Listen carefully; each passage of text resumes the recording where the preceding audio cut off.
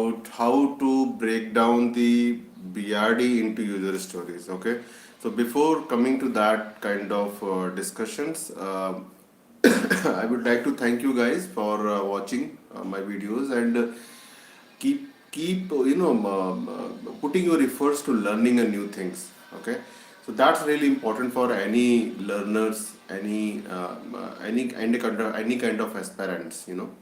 So I will take up that question because one of my friend actually asked this question like if you have a BRD and that has to be broken down into the user stories, how you can do that basically.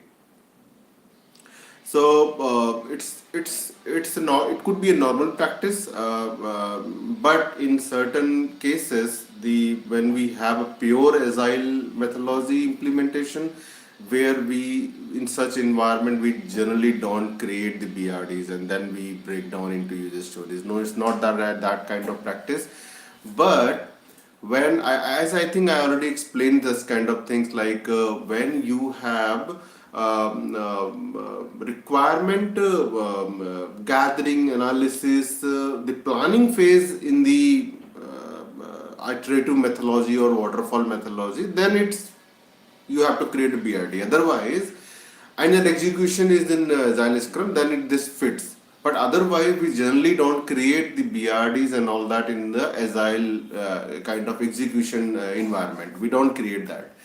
So, but suppose you are in a kind of a mixed kind of opportunity, your project is running in that kind of environment where you have to create the BRDs during your planning phase and then you have to break down those BRD requirements into the user stories for the execution. Yes, that's the topic I think I'm going to discuss today. Okay, you are a business analyst. You have been asked to collect the requirements that you have interacted different ways, different preferred approaches, which best fit to your organization and with the client availability and all that.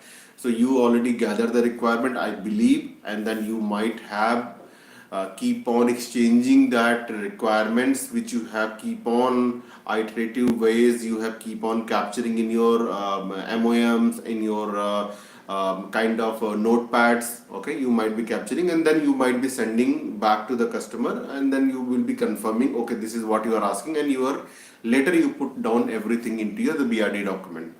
Assume that BRD document has been written where you have already captured the business cases as is flow diagram and some high level of their expectations on the software requirements as well. I will not say full function requirement, but some way you might have captured their expectations as well. That you can keep in your kind of in scope.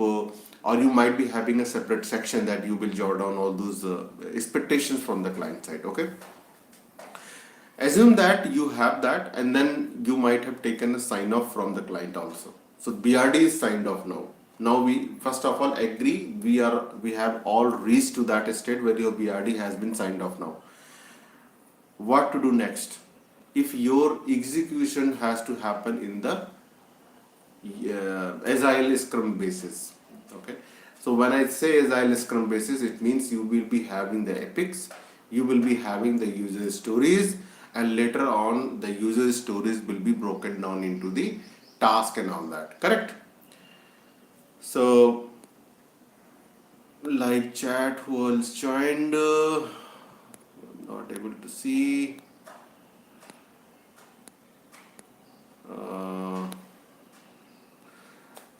Hey Rashekar, hi. Thanks for joining.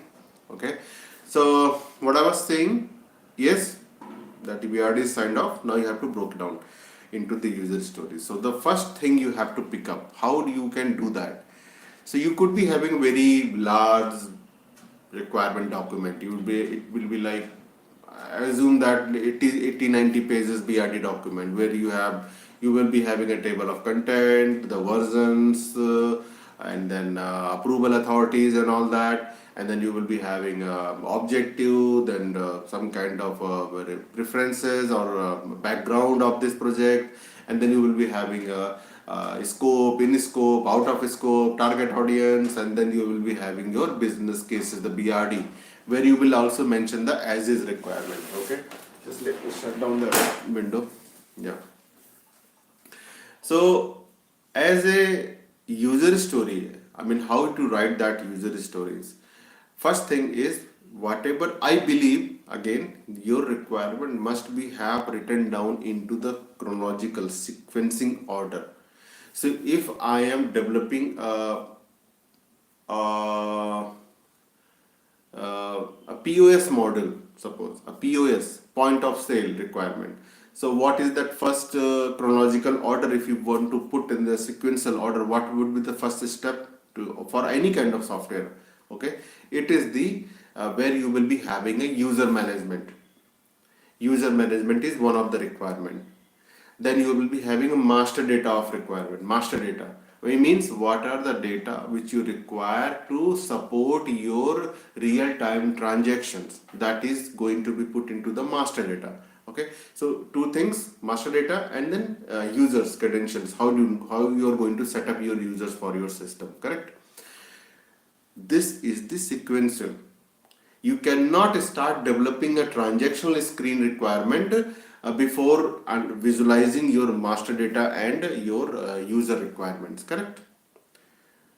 So you have identified that chronological sequencing order, correct? Now what you have to do next one is pick up that larger aspect of your master data requirement and then start breaking down them into the lowest pieces, the possible lowest pieces. Okay, you could be having a one user story related to table design of particular master data stories, catalog master, item master. Okay, so how you will do that? You pick up one of your requirement from a BRD that you might have captured as a business cases. Business cases is what? As a business, I want to store all of my catalogs in the system. That's the business case. So when is a catalog, it means you will be drilling down your each business case into the user stories. So one of these master data, you could be having a hundred of master data types. You could be having n number of master data. So each master data you can take up as a one story, or that also you can break down into two pieces. One is the capturing through a particular screen, that screen designing one user story. Another story is having a master data table of that to store that information in the backend. Okay, so two user story you can break down in from each of the master data your requirement. That's how we keep on break down our requirements into the lowest possible user stories. Now user stories also, when you write down, you also put into the sequential order. You cannot have a transaction related user stories at top and then master data and some supporting things as a last. You cannot do that because customer want to run to realize the things which is progressive, which looks logical also. Okay, and then you must be understanding that there will be dependencies. You cannot design a transaction screen without having these master data, or you cannot operate a transactions data. You cannot make a transaction without having a valid user. So your stories should be aligned to a logical order. So you pick up a business case, you find out what kind of requirements, and then you broke it down into the lowest possible user stories. So if you having a 50 business cases, you must be landed over 200 user stories, maybe, or maybe 100. Depends on the complexity and then kind of things you have to develop in that business case. Okay, so these are the small, kind of fundamentals that you can follow. Okay, and then when you are giving these user stories to your engineering team for development, before that you do one session with your client to prioritize these requirements. Suppose he say, no, I don't want to see the first master data how we will be developing, but I want to visualize how you are going to set up my users. So you pick up that, you prioritize those stories for your development. I mean, the IDAM system, Identity Access Management System, authorization model. Okay, so those all you can have one stories, a couple of stories, where you will be addressing how that user can do the sign up, self sign up or a registration form, and then where the user will take login, and then what kind of access he will be having after he take login. So that authorization model, and then he can. So there could be two types of users: actual real-time user, which is the actual users of your system, and then your admin users. So admin users account also you can give, where you can give the full privilege authorization model, so that he can set up your master data.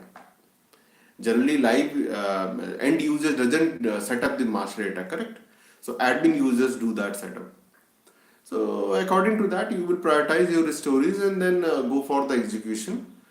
And it will be very easy for your client also to realize, okay, how you are progressing on that, and how he want to see his product to be developed, right? So in that way, it's not a rocket science. It's not something which is unknown. I think it's just a matter of realization which business case you have to break down into the particular story, and then how you basically commit your stories in the consent of the client, so that he will see what he want to see. You have to do the execution as per the client choice, not your choice. Okay, and some logical also. You cannot be having transactions before master data, right? So this is very simple. I think, I don't know if I have clarified this query or not. If it is not, please message me, please comment me. And also I would like to understand if you have any further queries or something you would like to ask. I'm ready to help you. Okay. One more thing, meanwhile you people are keep on joining, let me just bring out one more thing is about actually the kind of smart city projects we are dealing with across the globe nowadays, not only in India but across the globe also. This kind of things are happening. Okay, so cognitive, the AI ML based technology uses has been utilizing so fast actually. Okay, so you will be having some high level information, some high level understanding when you as a BA you get chance to work, and then you should be supporting, you should be proving your knowledge in that area. Okay, so uh, so generally, any kind of smart city comes with the master data management, and then some transactional screen, and then okay, and then some reporting mechanism, some dashboard kind of things. Okay, but when we say a cognitive agile kind of AI/ML based, so it might be you are you are expecting some kind of cognitive services, so that data realization could be automated. So you will be feeding a lot of data to your models, AML models, and which can be utilizing that data to generate the expected outcome, a kind of any kind of refined data, or could be a dashboard, something it could be. Okay. So nowadays I just say you should be also focusing on the AML technology. Not only this part, but other approaches everywhere basically is being utilizing nowadays. Okay. So this assume that how that chatbot is happening. So it is having a natural language processing, NLP. So NLP, what it does, it basically recognize that what is the customer is typing, and based on the keywords, it find out what is that he's asking, and then based on yours having some stack of responses stored already in the chatbot, that will be picked up, which can be shown to that user. So that is a very simple example of your AI ML NLP example. Okay, think about your Amazon or Flipkart, how they are figuring out what kind of your interest areas, what kind of things this customer might be purchasing. So think about how see, there is no user who is actually promoting that products on my login. Suppose I have my dashboard of Amazon, my login will be different from your dashboard. I might be seeing some products which you will be seeing differently. That I'm 100% sure, because based on my past search and based on my past purchases. First of all, two things it will identify. First of all, what kind of customer I am, and what kind of means what kind of products I'm looking for. I always search. And second thing, it also evaluate my net kind of income. It will visualize. See, if I am purchasing from Amazon costly products, so it will categorize it to me in a different section of the user. So it will start promoting me the costly kind of costly products. Definitely will be matching to my preferences, but it will start populating that kind of products. And if somebody is only purchasing some 50 rupees or 100 rupees items from Amazon, so it will not display iPhone, it will not display Sony Bravia TV and all that. So they also, so that AIML technology actually understand what kind of user, what kind of products he can really able to purchase. Otherwise, is all analysis going to lost? It's going to waste, right? So that's very simple example actually. Okay, it being utilized everywhere, everywhere. Okay, you might be also, I don't know, you see, you take example, you are also receiving some junk calls and these things, right? So they are also utilizing your data, which is I don't know where from they are getting all those information. Suppose you are a taxpayer, you are a high purchaser, you are going to mall shoppings and online purchases, but how they are getting that information I don't know. But somewhere it is also utilizing, you will be getting the junk calls, right? And these things, right? To invest in the plots, there is a good property there, and then are you interested? These kind of calls also there, some logic is there, I believe, 100%. So everywhere this automation is happening now. Okay, uh, the first realization of the automation you might have seen in the development itself. The testing team used automation of test cases. So before these things, when Selenium came, and that was the first implementation where the automation of the test cases being done. That was the start. Okay, so how they have done? So they will be having a system, they will be having a test cases. So they are setting, if this is this matching and this outcome is coming, it is a pass, otherwise fail. So that's all. That's the minimum automation technique where I must say it's not AIML based, but it's a kind of rule based. It is a rule based automation of the test cases. It's a rule based, not AIML based, because there the input parameter and output parameter are very clear.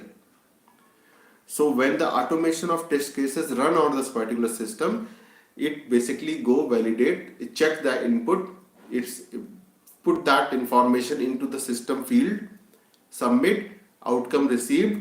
When the outcome matches to the input which you have already given in the automation test cases, simply it is just passing, otherwise it will fail. Okay, so it's a rule based, it's not a AIML based. AIML based, I have shown you the example of the this Amazon and Flipkart and these things. Okay, which actually use a lot of data analysis, lot of data modelings and all that, and then it comes with that outcome. Okay, uh,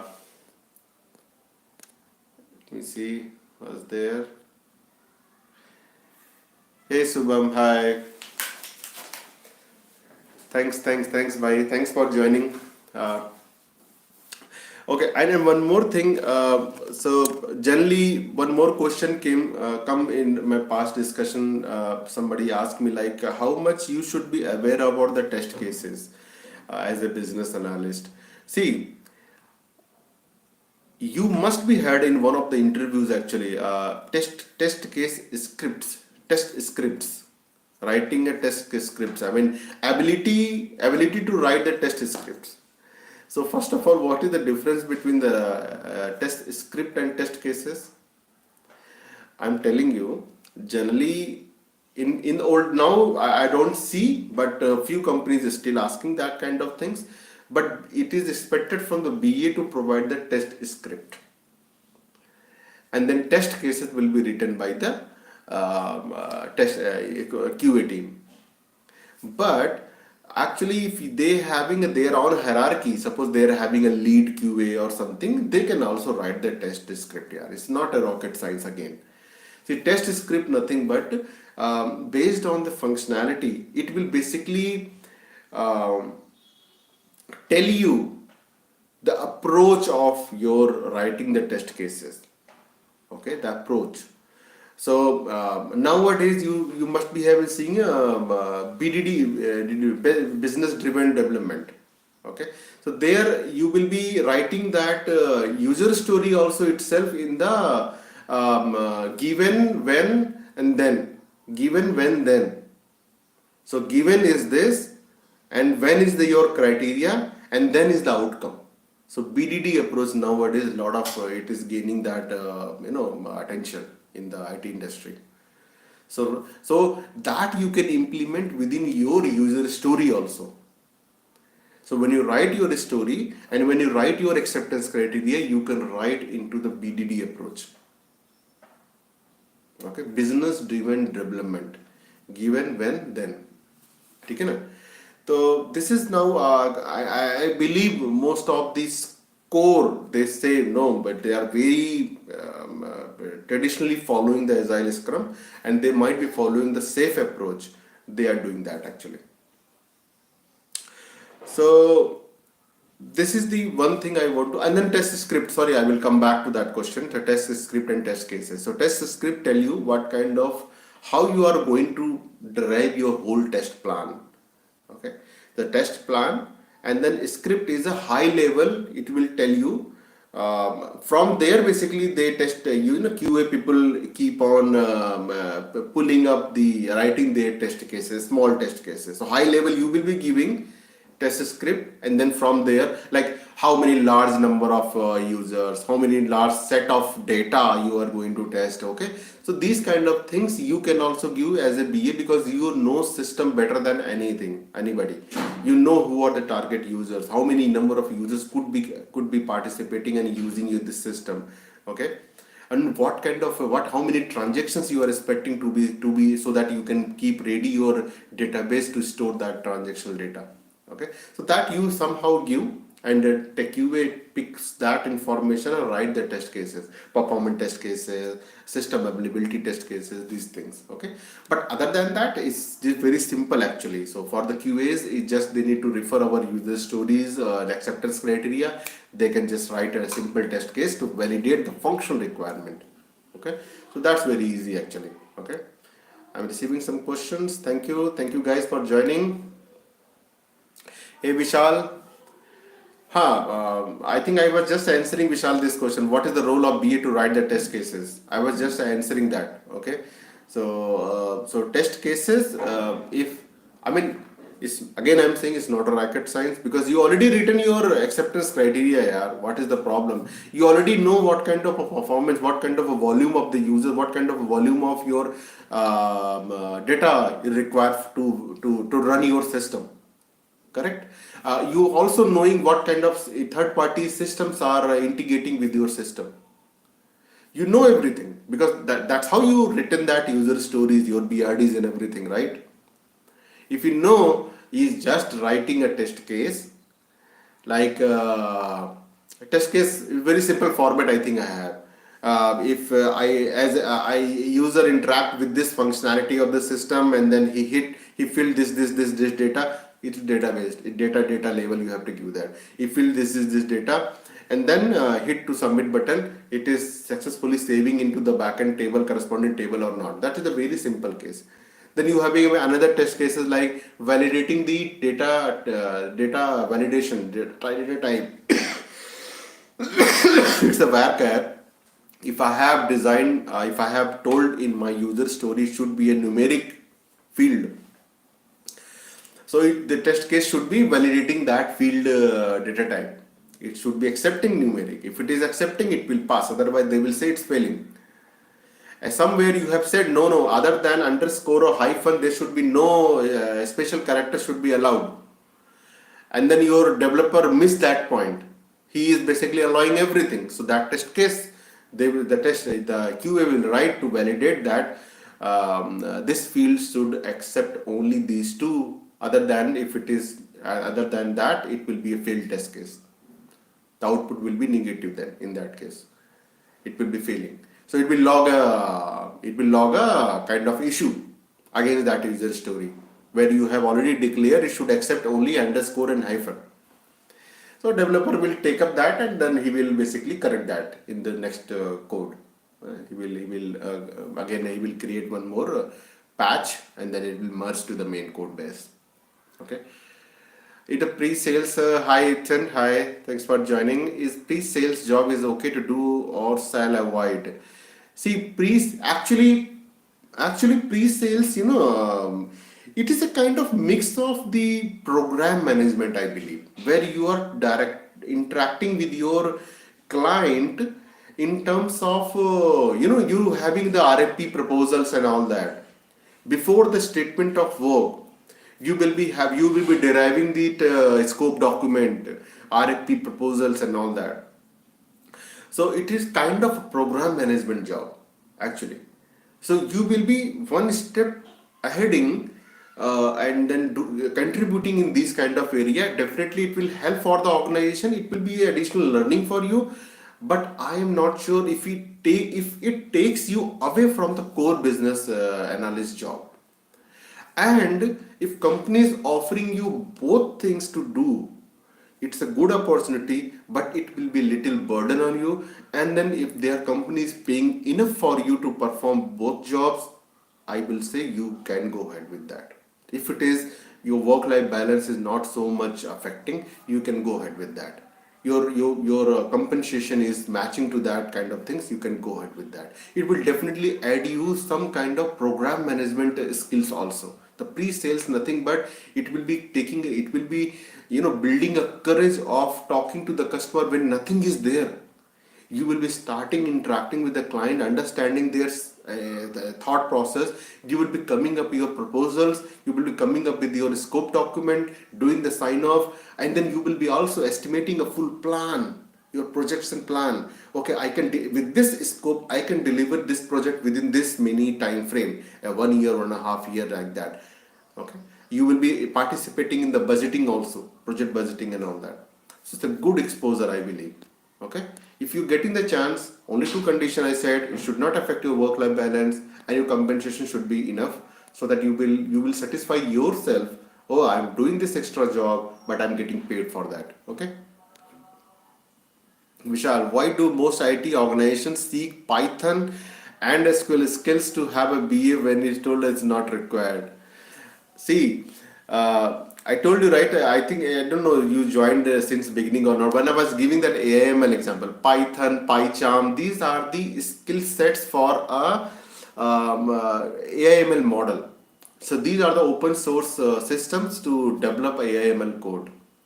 Okay, I don't know which organization is asking you, but I don't know this should be asking for with the BA or PO to have expertization in the Python and PyCharm. These are the pure development things. Okay, SQL is important. I told you, SQL is important. SQL because you might yourself want to validate your data is going into which table, it is going to stored in that structure or not, rightly it is getting stored or not. You want to also validate some reports also which we have designed. You want to validate whether it is coming correctly or not. Okay, so database table structure thought you should be having, because while you giving the requirement, you will be giving that UI field level information, correct? Without visualizing the backend table columns, how you will give that field level values? Basically, you are just helping. You are one step ahead to the DBA, because you already visualize what kind of fields required, what kind of data types required, what kind of min and max length of this field. You are already giving that information. Later, you are also telling what could be the primary key of this table, what could be the foreign key of this table. And always see, select query, insert queries, some kind of a join queries you should be understanding. Yeah, this is not again a rocket science, very simple things. Inner join, outer join, these are very simple things. You are developing a report. I want to know the profit of particular product within their financial year. What does it mean? It means I need to go to filter out my sales table. I need to filter out my one of the cost of goods table. Where is that original cost was there? Sales price and purchase price, cost of goods is different. So you will be evaluating these two tables through the join queries, inner join, and then you can figure it out within the given financial year. What was my cost of good, what is my sales price, and then difference of these two values, it will your profit. You will be having these minimum things. Yeah, there is no, again I'm saying it is just a small practice and you can do by your own. Okay. Tell us of the organizations when we can apply. So we can apply where the SDLC process is being followed. Tell us your previous experience also to the expiration. Okay, SDLC. See, my first organization, that was the Facility Services Organization. It's a Vadodara based, Gujarat based organization. And I am sure that time Agile Scrum was not so much familiar. I'm talking year 2009, 2008. Okay, that time I don't know, so it was so familiar. I was also not knowing that time. So it was waterfall model. We were used to create the BRDs. We used to take approval, and then from the BRD, explain to the development team. They pick up and then start slowly development. And by end of the development phase, they go for the testing and all that. And then again, if it's some issues, they are rework, and then finally it goes to the client. Okay, but I'm telling you, in the current time also, where there is a everybody knows the benefits and drawbacks. I will say drawbacks also sometimes of the Agile Scrum, but still waterfall model is being followed up. In my last organization, Value Labs, it happened because the client want to ensure whatever they are developing, it has to be recorded, not form of user stories, in the form of BRD. And what we used to do, that we also copy paste the same BRD content into the Confluence also, Jira Confluence. That is for their understanding. So tomorrow, after 5 years, if that organization want to review what kind of requirements, through what kind of requirements you have developed this product, they can always refer to the single document rather than going through the each epic or user story. It's very simple. So if such product clients wants to have that kind of one piece reference, single reference, you should be creating that BRD document or SRS, whatever the client is saying. Okay, so Value Labs, Fluent Grid, and my current organization also doing such kind of documentation because it's a client requirement. Okay, so sometimes you should be doing some things because the client basically asks you. Correct? Client is paying, right? So the client is saying you have to do that, correct?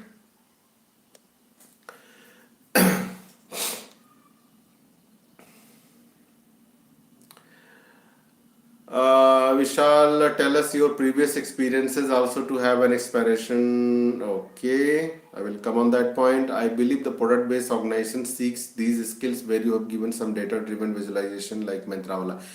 Correct. See, so there will be data scientists, data analytics, not a simple business analysis scope. The data analytics means the Power BI tool they use. Some other tools are also existing, but most of the time, 90% time they spend on the data only. The user data, user purchasing data, user like dislike data. Correct? Their payment method. So if a client is making a payment through credit card, it means he is having separate category of the client, right? See, a general person doesn't use credit card. Living on the credit card is a different aspect. Maximum people wants to spend what they have in their main account, not on the credit. So credit people generally spend more compared to the non-credit holders. That's why this data is also important for such retail website organizations to categorize them, and then they can keep on offering a new trending things which customer may don't have a money at their right now in his account, but he's having credit cards, so he will go and purchase. So these are the sales, these kind of techniques, strategy. They must be having large team to visualize these kind of probabilities and communication, kind of what a permutation, combination, a lot of strategies they will come up. So these all keep on changing. So your understanding is correct.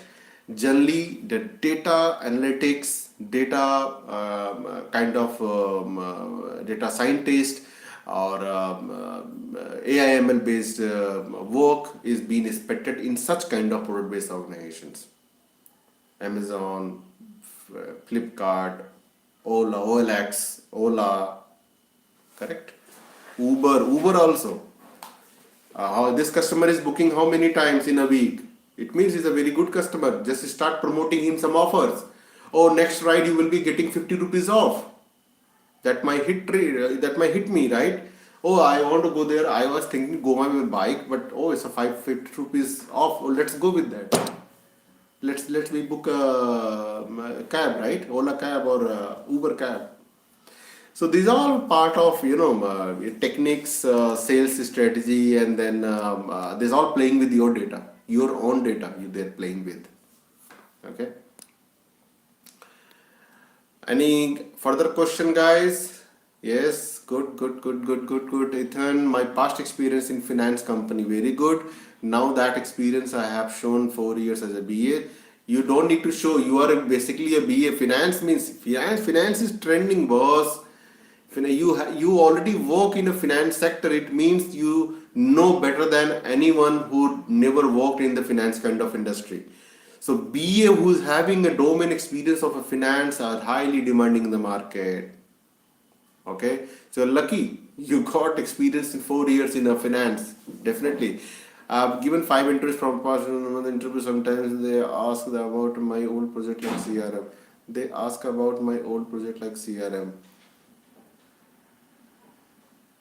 You can say, right, you work as a product owner, business analyst or consultant, and then you handle the client requirements. You basically convert CRM. I don't know. CRM is not part of finance. Are you talking about like making customers, banking customers and all that? I'm not sure.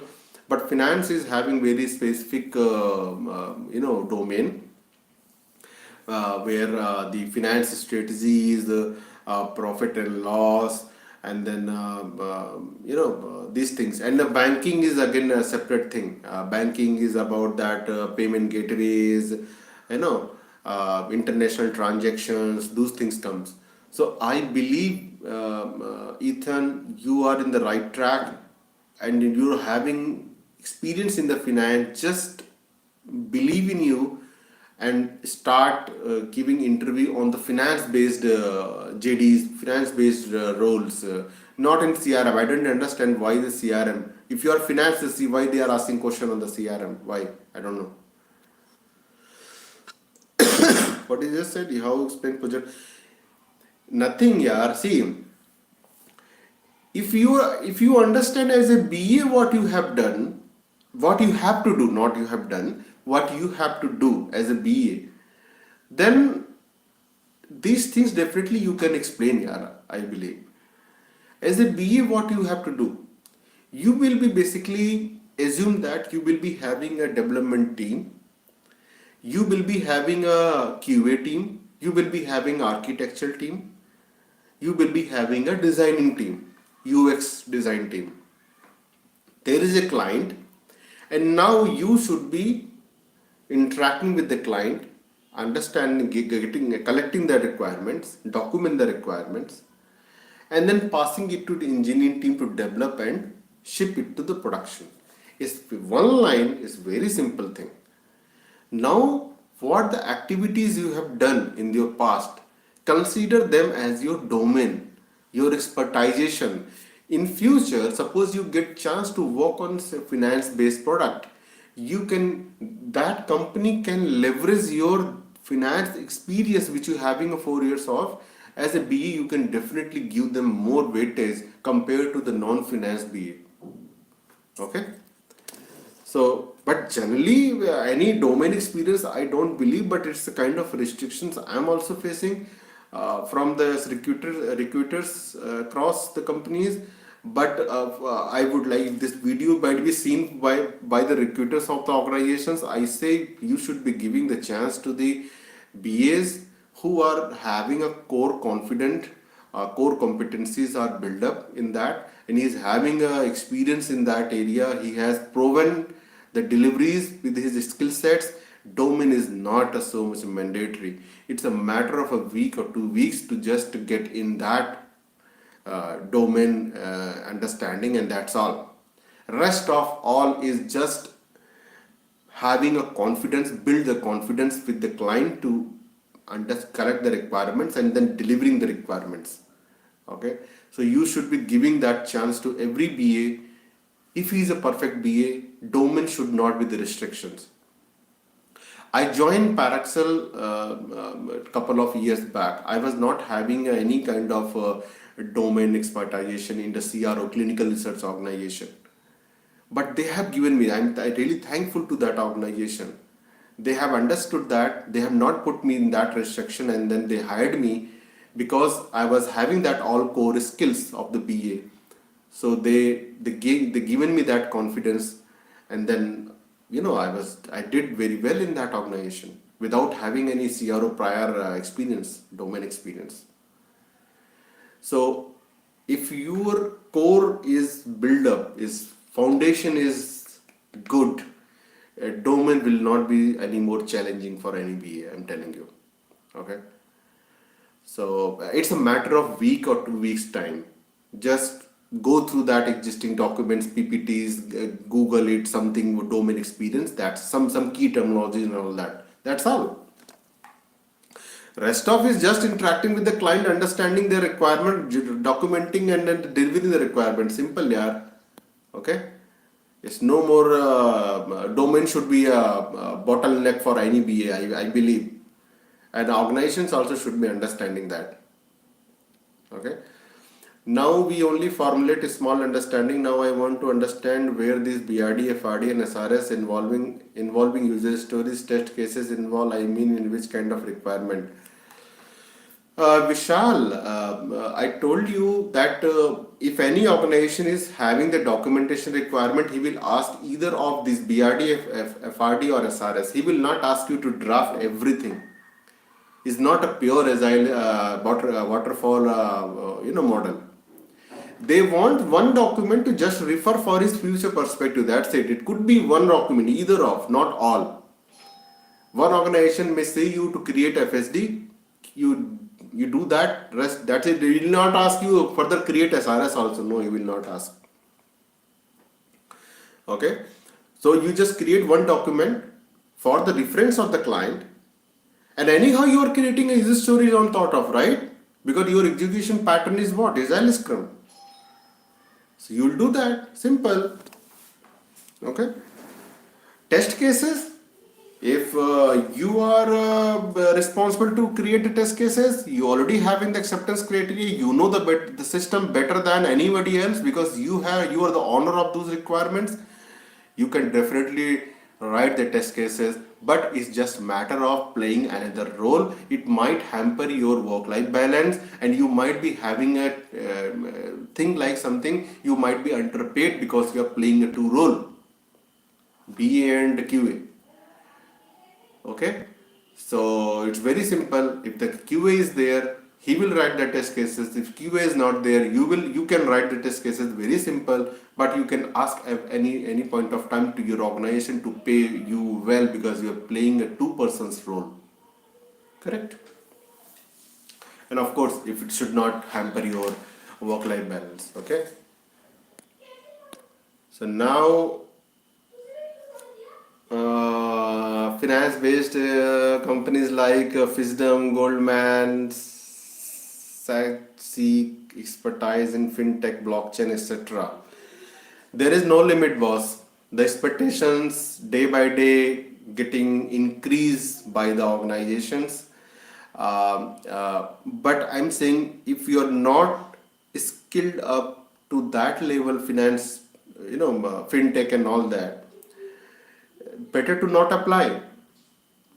Or if you want such kind of opportunity, better develop that kind of skill sets into in your skill sets. Correct? Two choices. Either you don't apply. If you want to apply, develop that skill sets in your in your stack. So again, I'm saying,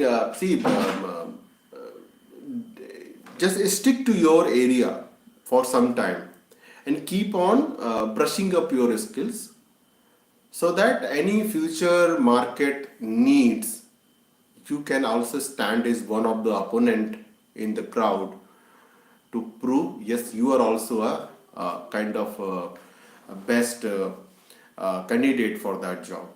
Okay, so and I don't, there is no shortcut here, I'm saying you. So if your foundations is good, you can build any new skills on top of.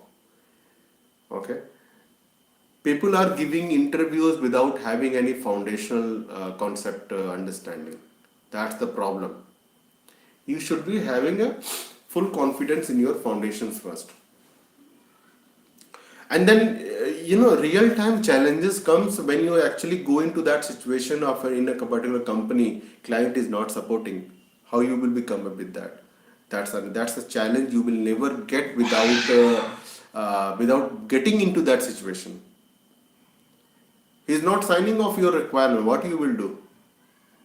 He's not giving you time to get it, and you are having a deadline. He's not giving you time. What you will do? You cannot complain. He is a client. He might be really he is doing intentionally, or he really doesn't have time. What to do?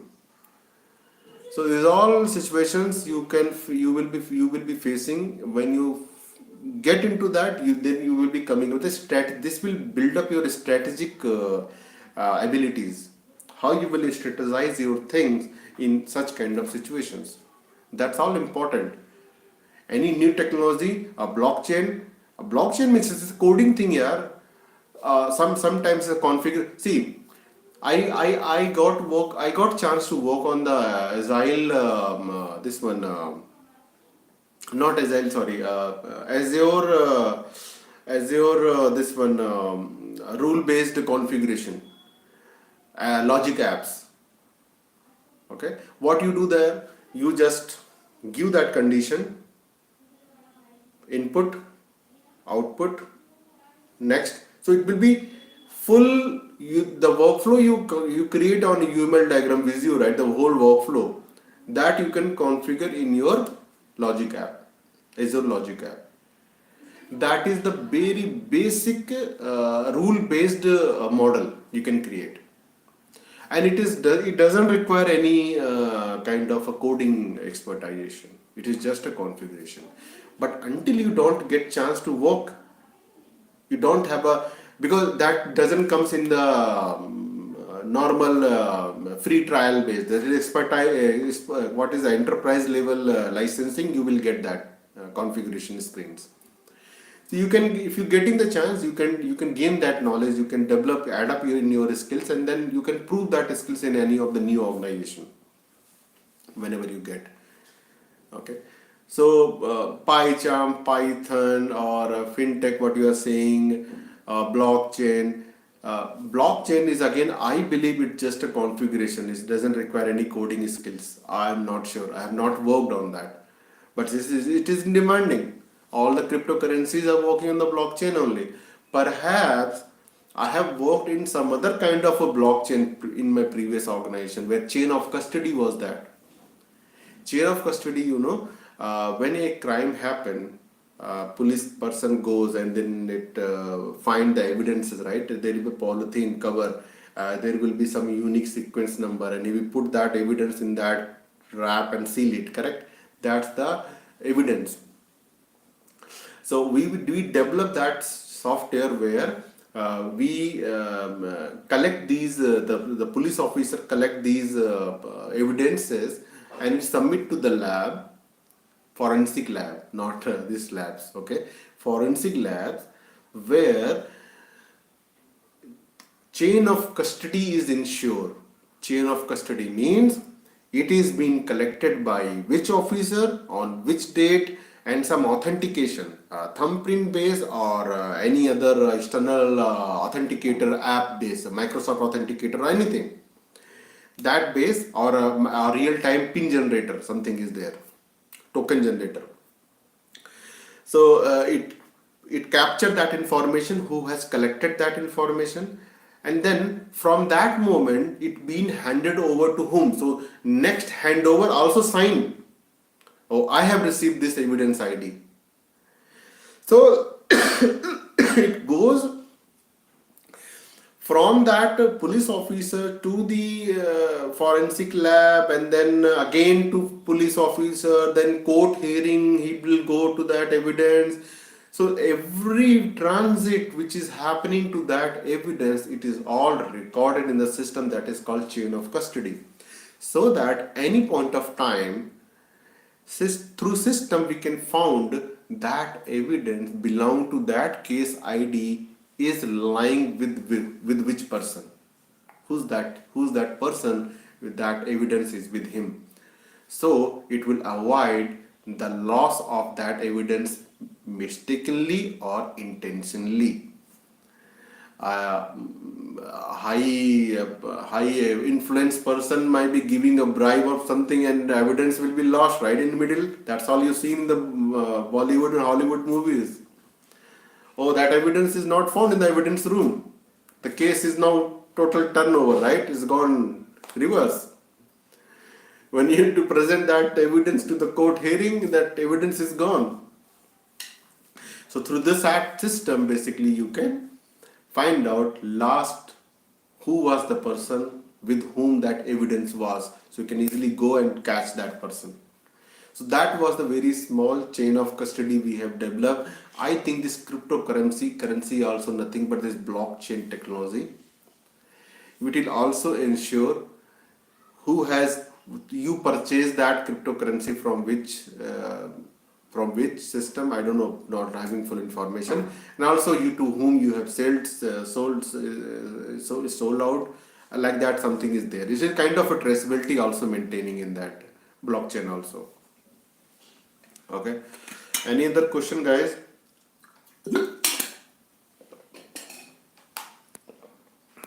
Let me see, any question is there?